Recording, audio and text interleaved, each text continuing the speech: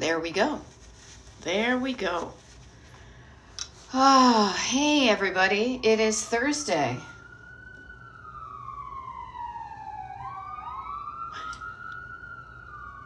It's the Thursday alert. Oh my goodness. I don't know if you heard that, but there were some sirens going on. So good morning. Good morning. Beth, Destination Decluttered, Decluttering Life Coach, checking in at your service. 8 a.m. on Thursday, November 20th. I don't know about you. Good morning, Erin. Here, look, I'm using my big mug today. Me and my big mug. Ugh. Oh my God, there's so much. I haven't been washing the dishes as much, and so I'm just using what I have. So good morning. And good morning, Emma and Jeanette and everybody. Just a good morning. Good morning. Good morning. It is crazy for me to realize that it is November 20th. Thank goodness, because November, no offense, November, but you tend to be one of my least favorite months because of the weather and the darkness and all. Coffee and Chaos, thank you for sending the sunshine. I saw a sliver of sunshine this morning between the top of somebody's house and the clouds, and I was glad to see that. But yeah, November 20th, my goodness. This day next week is Thanksgiving. Excuse me, my sneeze. Excuse me. Crazy to believe the time she flies. Here's a fun thing. Last night when we did our Destination Decluttered YouTube live, we did one at 8 p.m. yesterday, and we did one at 8 a.m. yesterday. Thank you, Jeanette. And I was talking about writing down the good stuff that happens from your kind of strubly day, your plan for your day, and writing it down in a book where you just kind of appreciate the good things that you made happen or create. And this does have to do with decluttering, do not worry. But one of the things I was doing on this was I was saying how I started this habit, because a lot of decluttering is habits, or a lot of being cluttered is habits. I started this habit about 5 years ago. And I did begin this book. I started writing in this book right here in July of 2020, but I didn't really start noticing the things and noting down the things. It was a little bit more. I was writing a book, thinking I was going to write a book. I really didn't start to get using the process that I did until about 2021. But I share this with you because randomly last night on the YouTube live, I opened up and I realized that on November 20th of 2020, a timestamp, I had written down two pages. One was my idea of success, and I wrote that down. And then November 20th of 2020, I said, I want my future to look and feel like making my destination, don't you know? And I wrote down some stuff. And the neat thing is, it's pretty much like that right now. That's when I did start to write down good life things from November of 2020. This is now my future.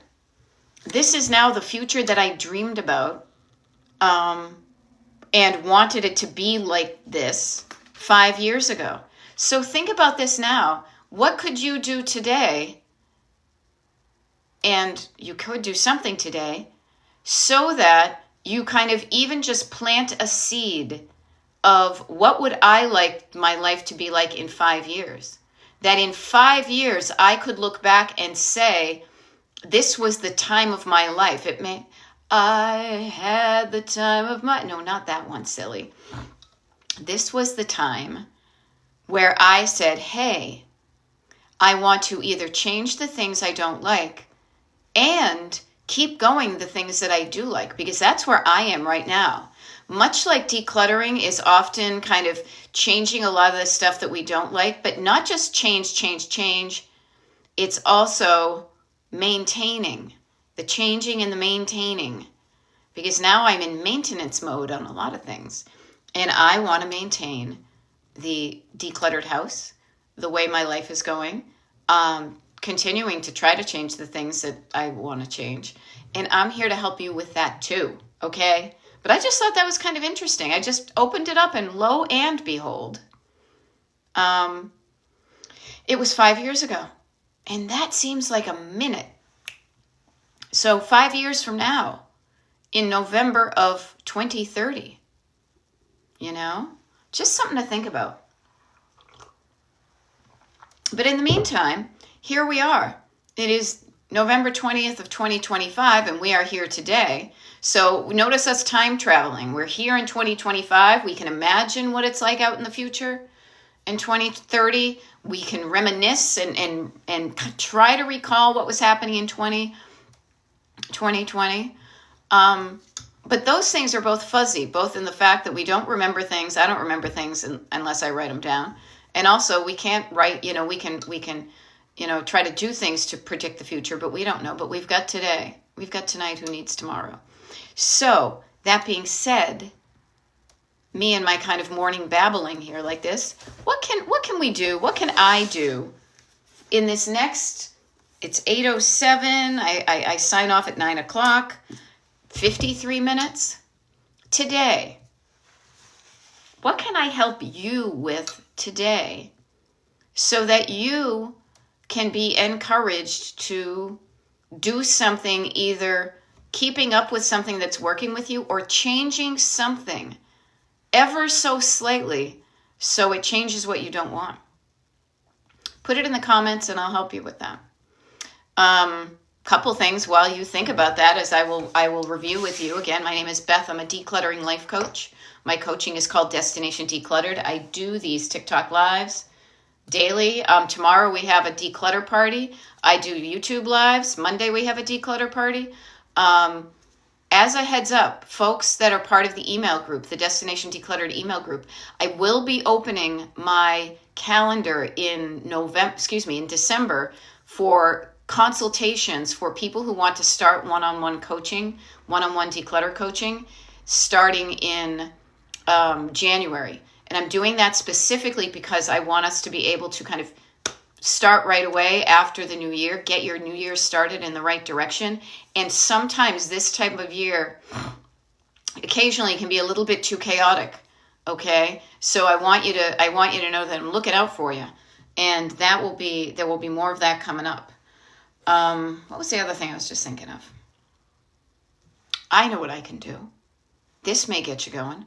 So think about how I could help you. Okay. So L is saying, I'm mad that I overbought some items for the new basement. Okay. L, purchasing things and shopping is an inexact art and science. Okay. The first easy question I will ask you, L, is can you return those items that you overbought? Are you able to somehow return them to get your money back? That would be my first thing. Can I return that stuff? I did a return at the mall yesterday because I overbought undershirts. I was psyched that I had my receipt and I was psyched that I returned it. Could you do that? But beating yourself up about something maybe, is not the best thing. Let's not beat each other up, okay? Yourselves. Okay, no, they were as is. Okay, so L, notice that. Notice that and perhaps learn from this. What could you learn from this experience? Was it something you knew in advance? Did you buy it because it was a good deal? Did you think it was going to work, but did you know it was going to work? I don't ask any of this in the tone of judgment. I really don't. What I want to do, though, is when we learn something, good morning, Jill, when we can learn something from a mistake we made, then the experience wasn't for nothing. Okay? And ultimately, you choose whether you feel bad about something you can change or you can't change or not. I spent the money. I can't get the money back. I have the stuff I'm not using. I can choose to feel crappy about it, or I can choose to do something that makes me feel better. Now, here's a real life, maybe this story that literally just happened within the past few days and this morning, so much so that I took a screenshot and sent it to my husband. Maybe this will help you. Now, Robin is mentioning sell it online. Depends on what it is. Depends on what it is. Okay. So here's something that literally happened to me. Last spring, when I was in Palm Springs, I went out shopping and I saw these bowls that I thought were kind of cute. And so they didn't really go with anything I had at home, but I thought, you know what? These are kind of fun. I'll buy them. Well, they ended up being heavy, not only just getting them back in my suitcase, but then when I got them home, they were awkward to use in the kitchen. They were heavy and they just weren't working out the way I thought. And I was like, ugh. So maybe just like you, Elle, I was irked at myself. I should have known in advance. I should have really considered what I had in my kitchen. I should have practiced with the bowls and imagined picking them up, but I didn't. Now I couldn't return them because, I don't have that kind of money that I'm going to fly back to Palm Springs to do a return. So we used them a couple of times. And then the other day I was like, you know what? Every time I see those bowls, it kind of reminds me low level of a decision I wish I hadn't made. And they're not continuing to work for me. So what did I do? As I was donating some of my empty photo albums to the Goodwill in town, I decided, and as I said to my husband, I made the executive decision to just donate those bowls. I had them for less than 6 months, but every time I saw them, I knew they weren't working out. I felt so much better letting them go. It never gave me another thought until this morning when I was scrolling on Instagram and somebody I know who thrifts and collects vintage things posted, oh my gosh, you guys, look at these adorable bowls that I just picked up. Well, what were they? They were the bowls that I didn't want. So I offer to you, sometimes you will know who gets your stuff, sometimes you don't. I felt good just releasing them and hoping that anybody would get them. So perhaps, Elle, could you feel better by letting go of what you bought and then just letting go of that story, learning from maybe what happened this time so that next time you go to buy something that you're not able to return and you're unsure of it, you may think twice. Could you do that? You could, But just a story. Now, even if I did not know who got those bowls, that was kind of a bonus. I didn't expect it. But I felt good releasing what wasn't working for me. Even though I had spent money on it, I had them for less than 6 months, but I knew shortly after I had made the purchase. Okay? So, just trying to help. Now, user 616440 is saying, we are using a temporary pod storage unit in driveway for extra space to help us declutter. Now, that's an interesting concept, and I like that because oftentimes when we have clutter, we tend to compact it, right? We put it in a container, we cram it in a room, we shove it in a closet, and it's all really tight. But when you have things that are all tight together, it's really hard to go through your stuff, And so sometimes you need some room to spread things out.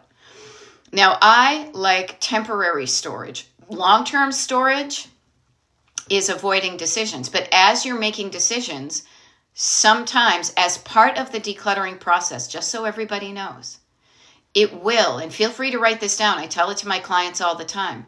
When you're going through typically stored clutter, because when you store things, you tend to, cram them into a container. As you go through and you're decluttering stuff that you have stored, in order to sort through it and see what you have, you need to spread it out, okay?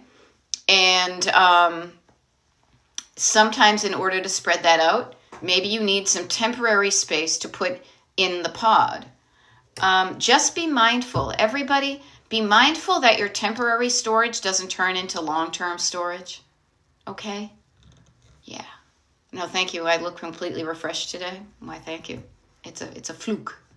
Kayla said, cleared out my yard yesterday. Decluttering.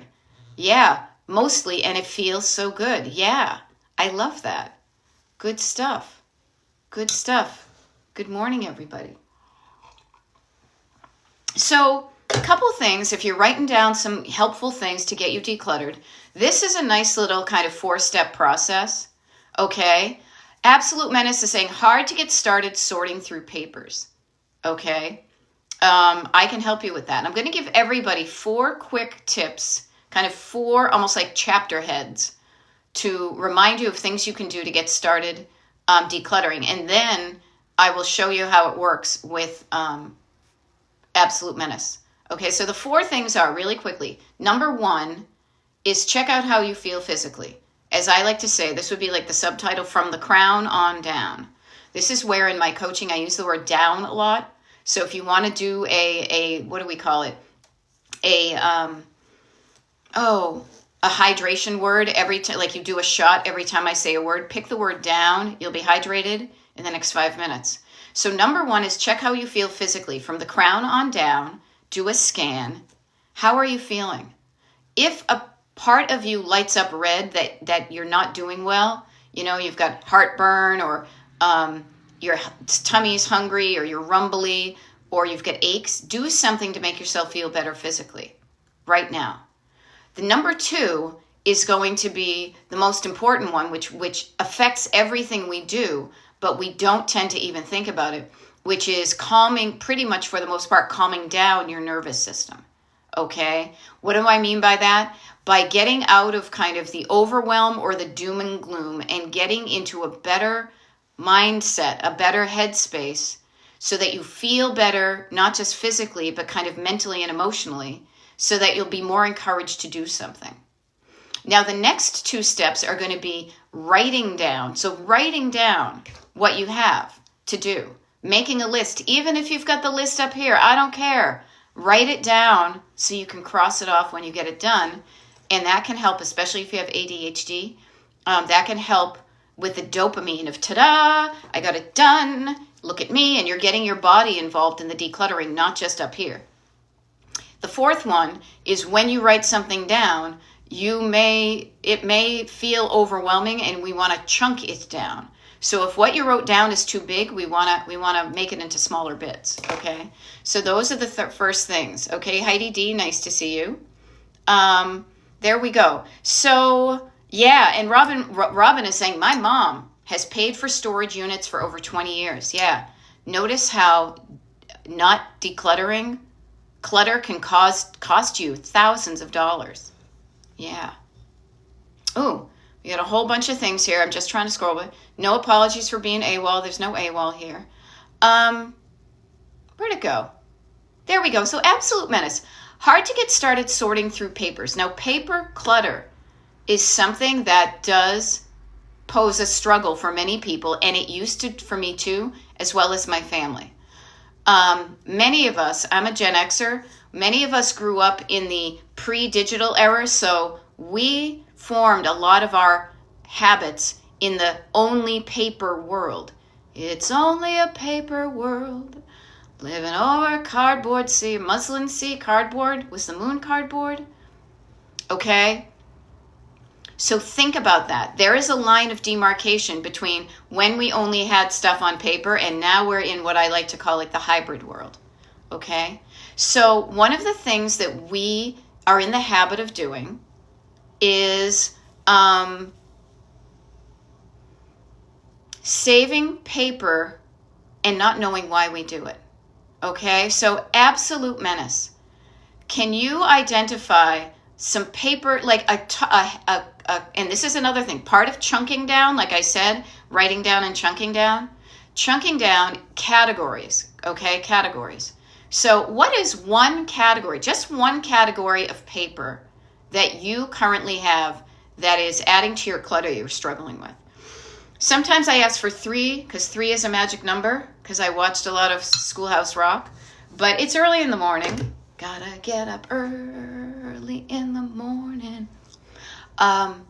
So I'll only ask you for 1. Bills, says Chaos Coordinator. Okay. My mom's papers. Okay, she passed away last year. So 2 categories. We can use the same process with both. Okay? Now, Still Jill is saying old newspaper clippings. So with each one of these things, okay, so now we have 3, 1 from each person, okay? Bills, mom's papers, and old newspaper clippings. Each one of you, I want you to ask yourself, why am I keeping this? And I want to give you a little hint that I have found is we typically keep paperwork to prove something.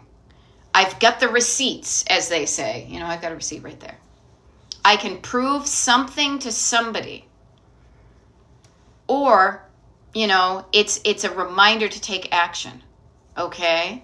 All right, so okay, so this can be the part of today where we talk about paper. So each and every one of you, I want you to think of, why am I saving this paper? So for example, bills. Bills can sometimes be divided into present tense and past tense. So bills, I have these bills to remind me to pay what I owe so that I don't get in trouble. My mom's papers, I keep them because I don't know what to do with them, and I'm afraid that somebody's going to ask me for something and I won't have it. Okay? Old newspaper clippings. Now that I'd be curious about. That to me is a little bit more like sentimental. Like here's an article that I was interested in reading, or a recipe I wanted to do, or this is when I was in the newspaper. Remodeling paperwork. So just get curious, and I would write this down. I would practice one of the steps of getting to be a better declutterer, which would be to write down the answer to the question, why am I saving this? But don't have judgment on it, okay? Don't have judgment. And yeah, so Cat Mama, college reports my sister wrote, and she has passed. So, okay. What I want to offer to you is, make sure that the reason you're keeping something feels good to you so it doesn't become clutter. Something you feel good about keeping no longer is kind of clutter. It is stuff you want to keep. So, Cat Mama, I'm assuming that you are keeping the reports that your sister wrote because they remind you of your sister. And what I will offer to you is you can totally keep those and nobody's going to fault you on it.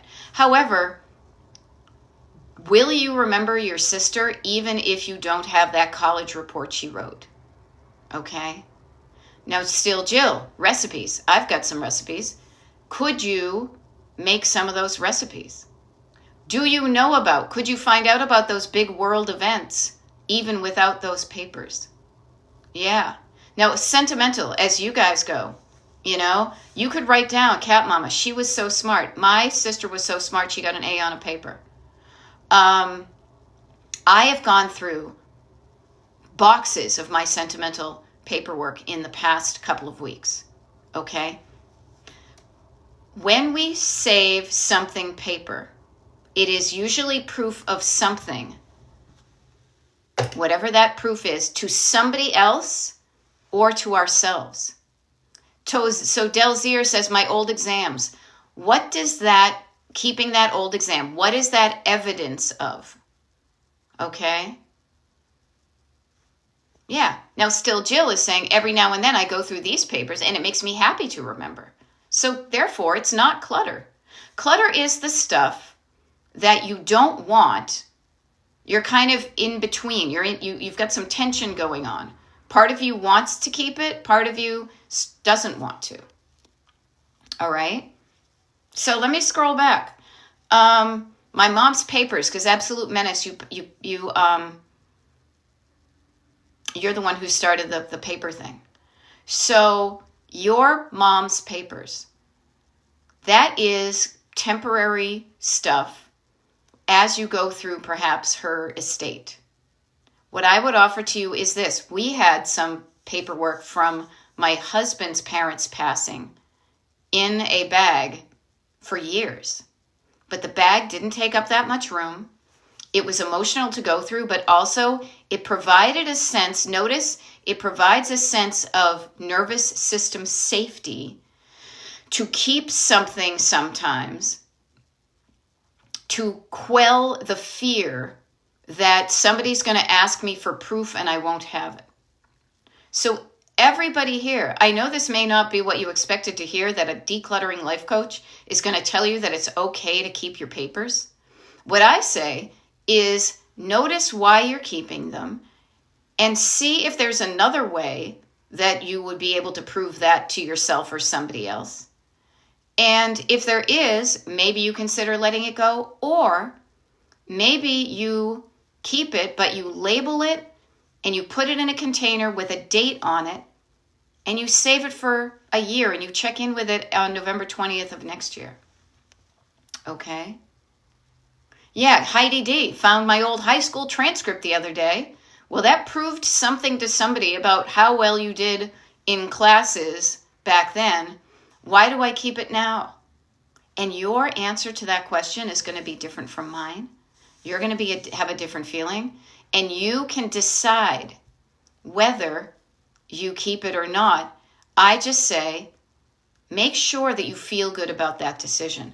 When you feel good and you've made a decision to feel good about what you keep, it's no longer clutter. Yeah.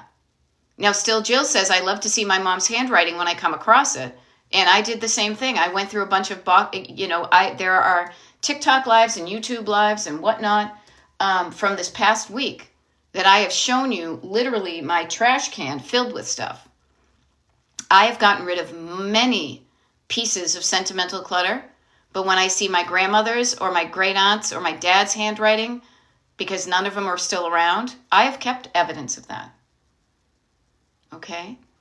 So that is an example of sentimental clutter. But also, here's 3 things you can write down as far as useful kind of tidbits when you're decluttering, is to think of declutter as 3 layers going from easiest to less easy. Surface clutter, stored clutter, and sentimental clutter. Now, surface clutter, I would say to you, would be your mail coming in during the day. Okay? Your mail coming in during the day is on the surface. You bring it in and you put it on a table. Then you open it up, and then the mail you get in the mailbox is usually one of 2 things. And you can be, what is that one my mom says? Ads, bills, and something, charities. Oftentimes you will get paper that is either information to require you to take action, pay the bill, make the donation, call the doctor, or it's evidence that you did something. So it lives in the future. It's a piece of paper that's to prompt you to take action, or it's evidence that you took action. Oh, look, it's the receipt that I paid the bill. It shows that we paid last month. It's evidence that we paid the bill. That is surface clutter paperwork. Stored paperwork is paperwork that may be of that same level, but you've kept, and sometimes I'll offer this too. Sometimes that paperwork is that you've kept decades worth of it. Notice that when you keep something, there can be an underlying fear. My stories are on. There we go. Good morning, Anne. Nice to see you. We're talking about paper clutter. We save paper as proof of something.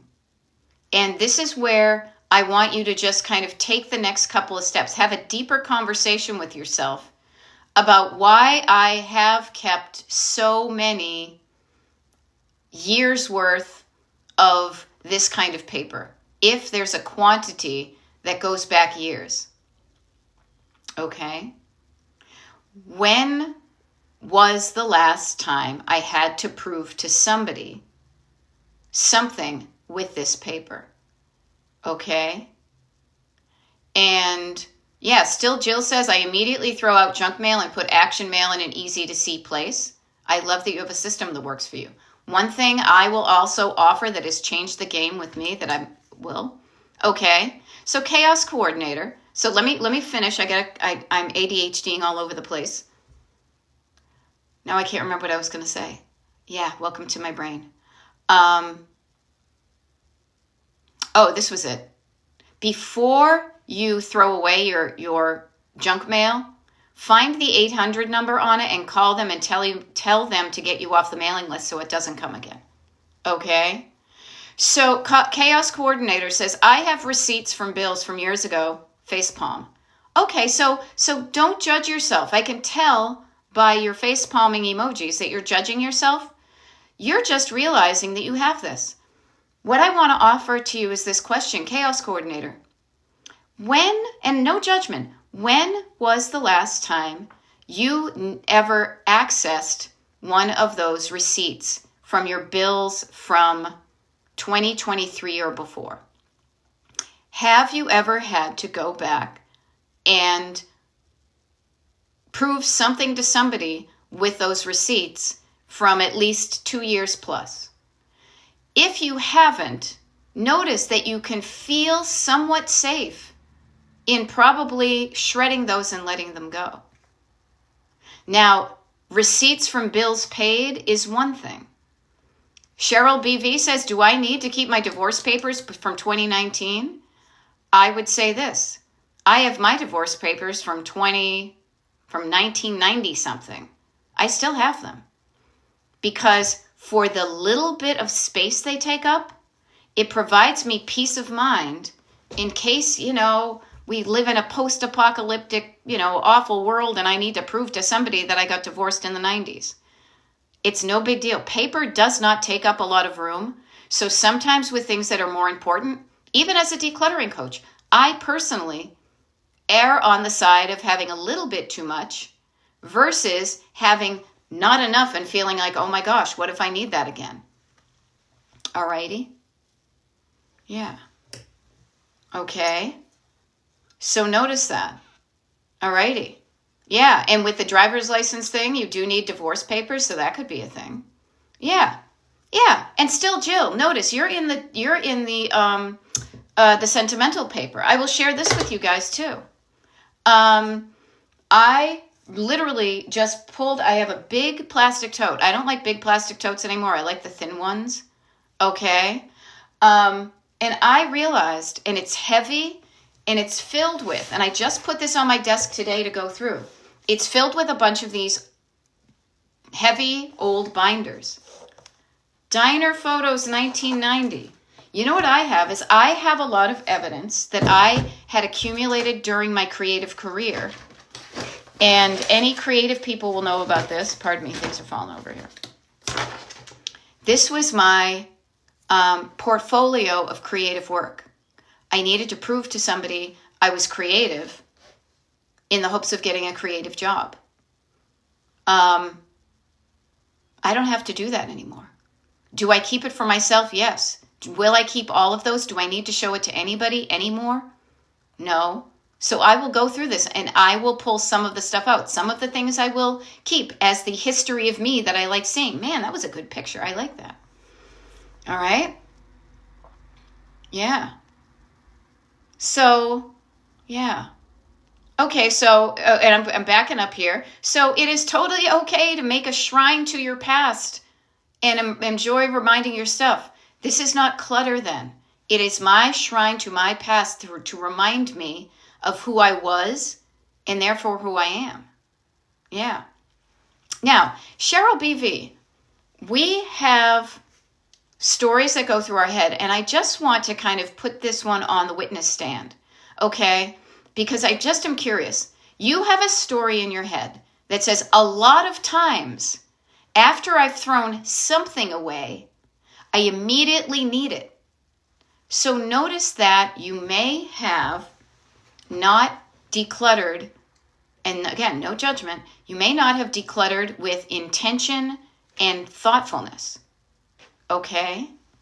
So what I would say, Cheryl, what was the last specific time that you threw something away and you immediately needed it? Because sometimes that doesn't happen. And think about how many times you've thrown away things and never had to need it again. Okay? Yeah. Fear of getting rid of important papers. Again, if you put it in a category of these are important papers, Don't get rid of the important ones. The clutter isn't the important stuff. Okay? Yeah. The clutter isn't the important stuff. So let's not even talk about can you imagine? I mean, think about it. What have I got right here? All the important papers in your life probably take up this amount of space. Are you willing to let go of that amount of storage space for peace of mind, to keep that divorce paper or deed or marriage certificate? If you deem it wicked important, that's what we'll do. The wicked important papers versus the kind of important papers. Yeah. Now, butt checker, you're saying, trying to convince hubby we don't need his first pay stub. He has them all because he's making the shrine to himself. It may have nothing to do with proving it to somebody else, but maybe that shows him that he's been a steady worker all these years. It gives him security. The papers you save tell a story about you. So get curious about what that story is that you're saying. As I said, I realized just the other day as I'm going through my own sentimental clutter that I have a lot of evidence of when I had to prove to other people that I was creative to get a job. I have portfolios of writing, of design work, of photographs. Do I need to prove that to anybody else anymore? No. Do I maybe want some of those things to prove it to myself or, my great-grandnephews and nieces? Wow, great Auntie Beth was kind of cool. But notice, yeah. Anne is going through the pay stub thing right now. Okay? Just threw away my pay stubs from the last 15 years. I did keep a couple from each job just to show pay rates through the years. Yeah, I literally came across a thing recently in one of my boxes of clutter that I kept that was about a raise I got at work to see how much I was making, just, for the hell of it. It's only a piece of paper. Now, notice what we're doing here, though. We have pay stubs, and then we have sentimental. Sentimental paperwork is a different beast. TC Mom says, my issue is letting go of kids' masterpieces. Okay, so nobody says you have to get rid of them. Nobody says you have to get rid of them. But what I would offer is, how many do you need to prove that your kid was a masterpiece? Like, for example, do I need to keep this amount of heaviness in here to remind myself that in 1990, I had to show somebody a picture? Funny thing is I look back on this stuff now, and these were the best photos I had back then, but I've taken a lot better photos. I've taken a lot more photos and I've gotten better. So some of these, and you know what's coming up for me too, is I spent a lot of money getting these printed. These color 8x10s. And yet some of them don't hold up to me. I could do better work. You know what I probably will do? I will disassemble this. I will keep a few. And then I can let go of this right now. And I could probably donate this book to someplace where somebody can get it and put their photos in it. Yeah. Oh, excuse me. Okay. Yeah. Now, still, Jill says, I love randomly coming across my son's schoolwork. Again, you're in the sentimental thing. Yeah. So what is notice that there is a story. There is a story that you are telling yourself that is illustrated and substantiated by the papers you save. So notice that. Notice that. The stuff that I believe is clutter, the stuff that I think is clutter, frankly, is going to be this. It's not going to be the important things, aka legit, like, legal documents. And it's not going to be the sentimental stuff. Though sentimental, I will say, the quantity of sentimental paper that you save, there could be something there. And I know this because I literally have an entire bookcase down the basement of boxes one for every year, that is filled with sentimental paper. And I have started to weed through them. I know I don't need that quantity. So if it's legal and important, it's not clutter. And if it's sentimental, there may be some clutter in there, but let's just kind of set both of those aside. The thing that I would get curious about, to me, the clutter tends to be the paper receipts that you get either from a store or from a place that you pay your bills, that all it says is, yes, you paid this bill. Now, again, this was really important for those of us when we lived back in the day in only the paper world. And so you are in the habit of saving those things. But man, 30 or 40 years worth of that stuff adds up. You can ask yourself, is there another way for me to prove that I paid my electric bill in 2022 if suddenly they come back to me in 2023 and said, or 2025 and say, you didn't pay the bill? Yeah. So if it tells you a good story and you enjoy keeping it and looking through it, it's not clutter. Now, Linda has a way of doing this. I take pictures of paperwork to store in a file on my phone in case I need to print it out later. That's one way of you feeling good, the safety of having the evidence, that in case somebody says, prove it to me, you can say, I just thought it would be funny, I've got the receipts. I can prove that I did it. Okay? Now, I will say this. I used to work in a frame store. I have collected items in different containers. I am not a big fan of framing a lot of things nowadays, because when you frame it, it makes it extra important, and then it can be harder to let go of. Alrighty? Yeah. Yeah. Now, it's so funny. Yeah, Ann says, I'm excited because for some reason it's only Christmas when the dollar stores these Surfax size storage boxes for kids' yearly schoolwork. Yeah. So you can save it in a yearly box. There it says. But Cheryl says, and this is true, I'm also afraid that I'll get Alzheimer's. I am afraid I won't remember. Yes, the fear of forgetting. I would write that phrase down. If I was writing a book, I know that would be in it. The fear of forgetting is real. And so oftentimes we do save things to remember. But I want to offer to you that there is a difference between saving the receipt from Eversource circa 2021 and saving that sentimental piece of paper that your husband wrote you a sweet note in, 2005. They're both on paper. They both have words on paper, but the story behind those are completely different. So if you are afraid, as I might be, of having, dementia or something that come on, this is why right now it should be so important to you to get the stories out of your head and down on paper, to remind yourself of those stories, to write them down, to share them with other people. You could text those things. You don't even need to type it. You could talk it into a video and then extract the audio and have it printed out. Yeah. Now, TC Mom, this is the clutter.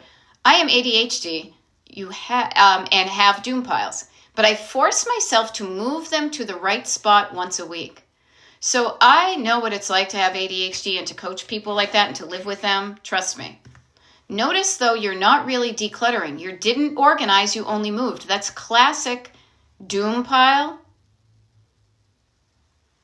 What is stopping you from actually, instead of just moving it from point A to point B, to looking through it and doing something different? Okay? Yeah. Now, still Jill says, I love to see an example of the 1999 electric bill and see the difference. Yeah. TC Mom says, how many years worth to need old bills? Let me ask you this. When was the last time? And everybody here can answer this question for themselves.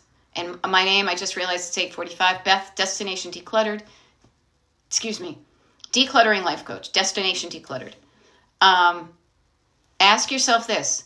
If you're asking how many years worth of old bills, when was the last time you had to go into your archives of old bills to prove something to somebody? I haven't ever had to do that, with the exception, okay, of I work from home. My husband works from home. There's a percentage of some of our home bills that can be written off as business expenses. However, we don't even get those receipts in paper. We get them electronically, or we can look them up there. So there are other ways that we can prove to the IRS that 10% of, the heating bill or whatever it is. Okay? Yeah. So notice Cat Mama doesn't have a trust of putting things on your phone because they could be lost. Yeah. Uh-huh. We can back up things, etc. So there's different realize. Yeah. Mm-hmm. Yeah. Okay, so TC Mom, never is your answer, but I've been told I should keep it. Okay, so let me ask you this. Who told you you should keep it, and when did they tell it to you? Were you told to keep it by somebody who grew up in a pre-digital, paper-only era? I'm thinking that might be the case. We often do a lot of things because somebody said once to do this. And I say, well, who was that person? Does what they say, it may have made sense in 1976? Yeah, because you couldn't look something up online or fax it to somebody. Yeah. So notice this. It's okay to realize that the things that people did back then made sense back then. I just show up to help you ask the question, does that make sense now, 25 freaking years into the 2000s? And I say that not because of that. I say, oh my God, how are we 25 years into the 21st century? We are, though, but many of us are running our lives on ancient, outdated systems of getting stuff in the mail, old-timey like, and then writing out the check or the bill. Yeah. Jill says, my mother kept all the bills very neatly. Yeah, and that was probably a hell of a lot more important back in the day. Yep. Now, tax returns are an important thing. Yeah, I also keep my tax returns. You say 5 years only. I've done anywhere from 7 to 10 years because it doesn't take up that much more room. Okay. Yeah. Now, Ghost is saying, City of Chicago told me to save everything. Never throw away anything you paid to the city. So let me ask you this. If that's the case, you could, well, that sounds kind of weird to me, but that reflects on them. Do you need to keep all the pages of it? Do you need every single page, or do you need the one that shows that you paid it? Yeah. Yep. So notice, everybody's got their own little process of doing it. Tax returns I thought were 7 years. Yeah, could be 7, could be 10, could be 5. It's whatever you want.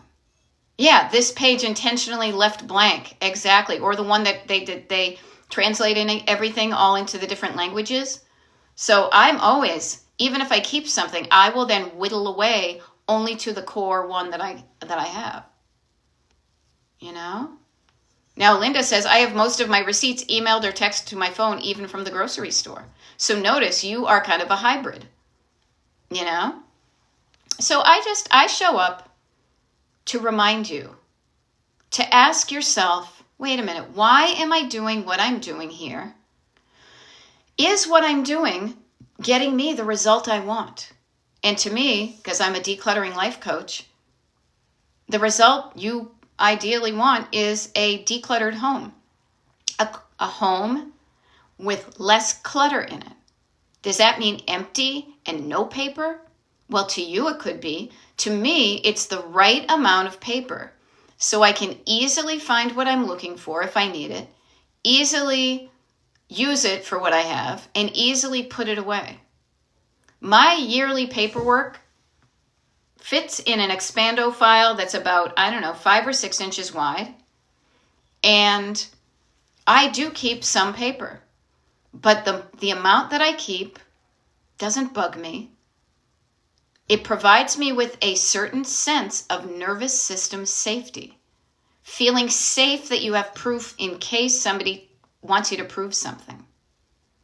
Yeah. Now notice, butt checker, even the fact that I am showing up reminding you to ask the question to yourself, saying, this has been so helpful.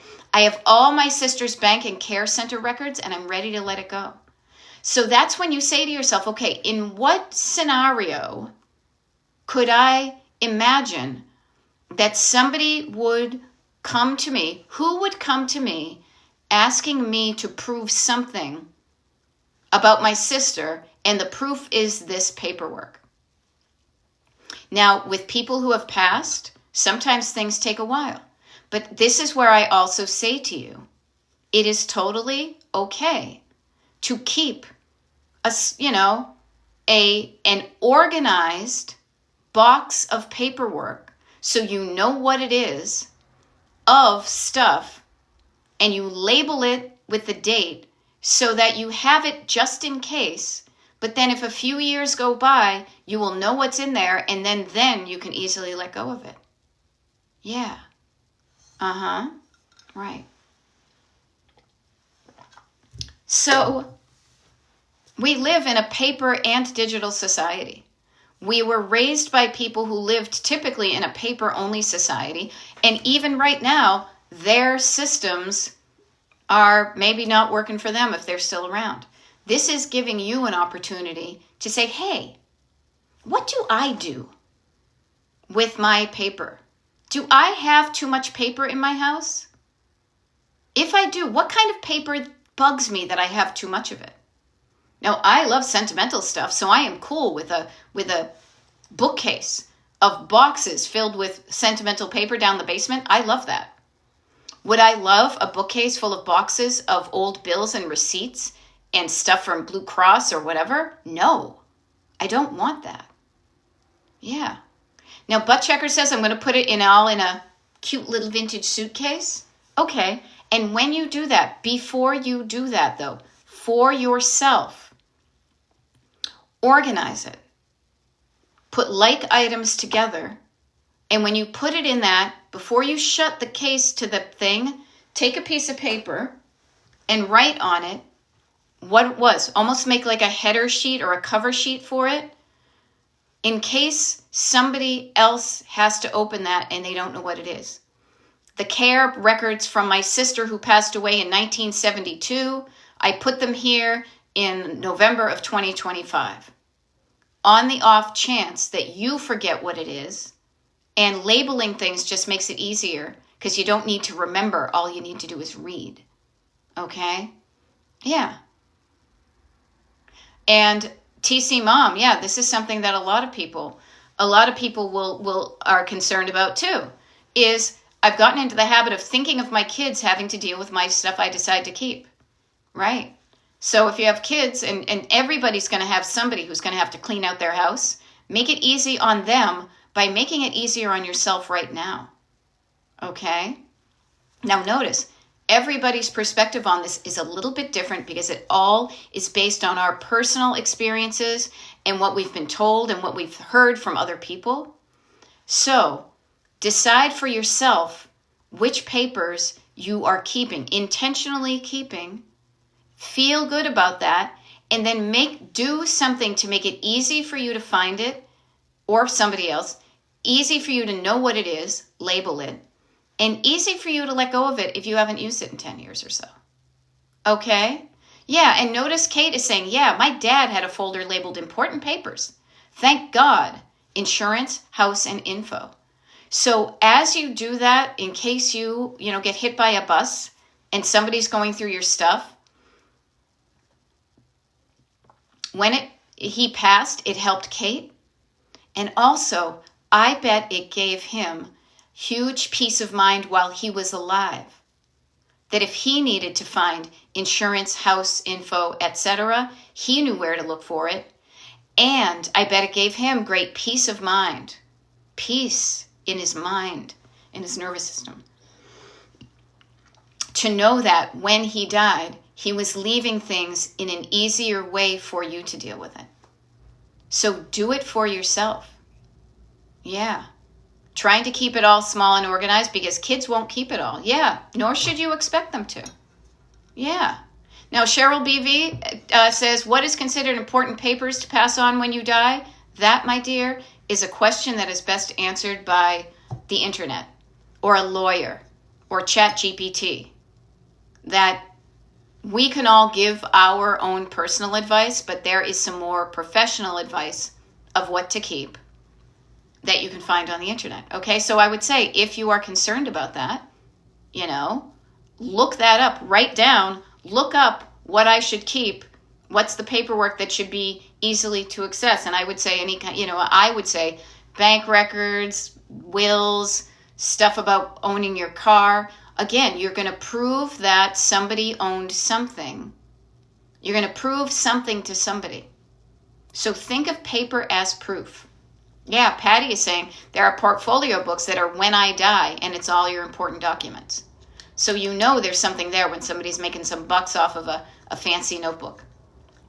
All right. Now, Suns Up says, how do you declutter things that you have emotional attachment to? I've only got 3 minutes here, but I will help you with that. First of all, surface clutter, stored clutter, sentimental clutter is the stuff that tells you stories. Notice you do it with patience and kindness and love in your heart for yourself. Okay?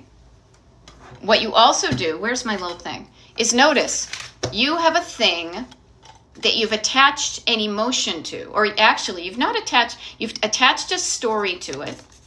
Okay? This is my story about this thing. I need to make a better thing. You've attached a story. You tell yourself a story about the thing that causes you to feel an emotion. You attached that, though. You can also detach it to realize that you have a story and you have a thing, and you can detach it. It ends up just being a mug that you bought in Ireland. Do I still want to keep it? Yeah. Okay, cool.